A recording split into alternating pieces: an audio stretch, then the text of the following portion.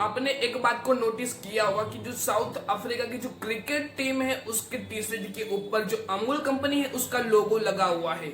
और यही कुछ रीजन के साथ साउथ अफ्रीका की जो टीम है शायद उसको स्पॉन्सर करती है जो अमूल कंपनी या तो फिर कोई ब्रांड है वो। तो आखिर हम इसके बारे में कुछ जानने की कोशिश करते हैं। तो इस वीडियो में हम ये पूरी बात जानने की कोशिश करेंगे कि आखिर जो अमूल कंपनी है वो आखिर अमूल कंपनी बनी कैसे, इसकी स्थापना कब हुई और आखिर इसको इतना ज्यादा बढ़ावा कैसे मिला, क्या है पूरी संरचना। तो आपके घर में भी देखिए जो डेयरी और जो चिलर फ्रीजर की जो चीज वस्तु जो खाने पीने की होती है वो तो आती होगी, जिसमें अगर मोस्ट ब्रांडेड वस्तु की बात करें तो वो शायद अमूल कंपनी की रहेगी। और जो अमूल कंपनी है आज के टाइम पे ये बहुत ही बड़ी कंपनी बन चुकी है जो कि यूरोप और इसके अलावा अमेरिका, कनाडा जैसे देशों में भी ये शायद पहुंच चुकी है और ऑस्ट्रेलिया जैसे जो खंड है वहां पर भी ये पहुंच चुकी है।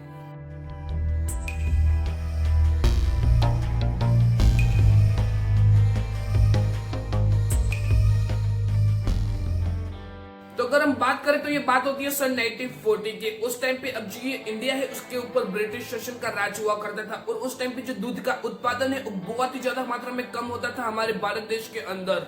और खेड़े जिले के जो किसान यानी कि जो खेडूत थे वो अपना दूध बेचने के लिए जो निजी व्यापारी है उसके ऊपर निर्भर रहना पड़ता था, ये जो खेड़ा जिले के जो फार्मर्स होते हैं उनको।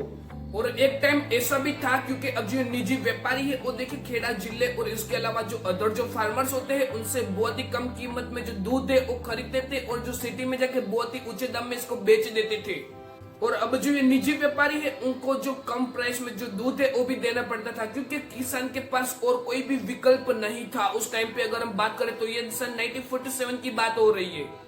और बात यहाँ तक बढ़ जाती थी कि क्योंकि अगर किसान अपना दूध ना बेचे तो वो दूध शायद खराब हो जाता था और इसके रीजन से जो दूध बेचते थे उसकी बहुत ही कम प्राइस मिलती थी और बहुत सालों तक यही चलता रहा था। एंड देखिए धीरे धीरे इसके खिलाफ आवाज उठना स्टार्ट हुआ। एंड सन 1945 को जो आनंद और उसके आजू बाजू जो डिस्ट्रिक्ट और गुजरात के अंदर इसकी आवाज उठना स्टार्ट हुआ था। और इस आंदोलन में देखिए जो स्वतंत्र सेनापति यानी कि सरदार वल्लभ भाई पटेल से शायद मदद मांगी भी गई थी इसके खिलाफ। और इसके बाद देखिए जो सरदार पटेल थे उसे मदद मांगी तो सरदार पटेल ने तो यही कहा था कि आप अपनी एक खुद की संस्था बनाओ जिसकी रीजन से आपका कोई दूध और ना खरीद के ले जाए कम पैसे में। और इसके बाद जो मोरारजी जो देसाई है उसने क्या किया पता है, देखिए बहुत सारी जो संस्था और जो किसान है उसको एकजुट करना स्टार्ट कर दिया था और उसके बाद एक संस्था बनाई थी। इसके बाद क्या था देखिए कोई भी किसान कोई अन्य निजी व्यापारी को दूध नहीं बेचेगा और एक जो संस्था बनाई थी मोरारजी देसाई उसमें ये सारे दूध जमा करवाया जाएगा। तो ये बात होती है 14 दिसंबर सन 1946 की। जो खेड़ा जिला है उसके अंदर सहकारी संघ की स्थापना होती है। तो अगर शुरुआत की बात करें तो स्टार्टिंग में केवल 2 गांव थे जो कि इस जो संस्था थी उसमें दूध अपना पहुंचाते थे, जिसमें देखिए 247 किसान शामिल थे सिर्फ। अगर पहले दिन की बात करें तो तकरीबन 215 लीटर जो दूध है वो जमा हुआ था, लेकिन किसी को ये अंदाजा भी नहीं था कि आगे आने वाले टाइम में ये बहुत ही बड़ी कंपनी बन जाएगी। तो अगर इस सहकारी संघ की अगर स्थापना की बात करें और इसकी काम करने की बात करें तो देखिए जो भी दूध ये लोग किसान से लेते थे उसका सीधा फायदा देखिए किसान तक पहुंचाते थे, ऐसा भी एक रिपोर्ट में कहा जाता था। यानी सिंपल रीजन में अगर मैं आपको बताऊं तो किसान जो दूध जो संस्था को देती थी वो संस्था वो दूध को जो ऊंचा भाव या तो फिर जो नॉर्मल भाव है उस सिटी में बेचती थी, उसके जो भी मुनाफा होता था वो किसान में बांट दिया जाता था। तो अगर हम शुरुआत की बात करें तो अमूल कंपनी की जब शुरुआत होती है तो इसमें जो त्रिभुवन दास जो पटेल है उनकी बहुत ही बड़ी भूमिका रहती है क्योंकि ये जो सारे किसान थे उसको एकजुट करने का काम किया था ये जो त्रिभुवन दास पटेल है उन्होंने। और त्रिभुवन दास की यह सोच थी कि जो दूध उत्पादक है वो केवल उत्पादक नहीं बल्कि ये जो व्यवसाय है उसके मालिक भी बने। तो ये बात होती है सन 1949 की जब एक युवा इंजीनियर होता है और शायद आनंद पहुंचते हैं जिसका नाम होता है वर्गीज कुरियन। डॉक्टर वर्गीज कुरियन देखिए शुरुआत के टाइम में ये एक इंजीनियर थे और उनका जो डेयरी उद्योग है उनसे कोई भी कनेक्शन नहीं था, लेकिन धीरे धीरे इनके पास रह के जो किसान है उसकी समस्या का हल निकालना स्टार्ट किया था। और इस इंजीनियर की रीजन से देखिए बहुत सारे जो टेक्निक जो सामान है जो माल सामग्री है उसको लाया गया, जिसके बाद जो टेक्नोलॉजी है उसका भरपूर उपयोग किया गया था।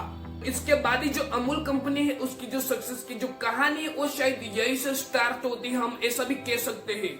अगर हम बात करें कि जो अमूल कंपनी है उसका नाम आखिर अमूल कैसे पड़ा तो इसके पीछे एक रीजन है क्योंकि जो अमूल कंपनी है उसका नाम जो संस्कृत शब्द जो अमूल्य है उसके ऊपर से लिया गया था। संस्कृत शब्द जो अमूल्य है उसका मतलब यह होता है कि जिसकी कोई कीमत ना हो, और यही एक रीजन है कि जो अमूल कंपनी है उसका नाम अमूल पड़ा और एक भारत की एक पहचान बन चुका है आज के टाइम पे।